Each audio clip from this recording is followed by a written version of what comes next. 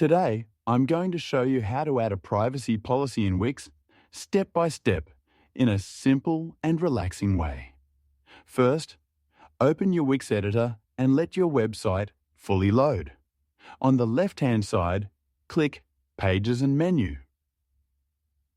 Next, click Add Page to create a new page for your privacy policy. Name it Privacy Policy so it's easy to identify for your visitors. Once the page is created, you can add a text box and either write your privacy policy manually or copy it from a template. You can also format the text, add headings, and make it easy to read. If you want, you can link this page in your website footer so visitors can easily find it on every page. To do this, click Menus and Footer, then Add Link, and select your new privacy policy page.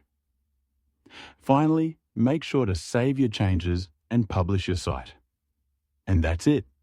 Your privacy policy is now added, helping your website stay professional and compliant.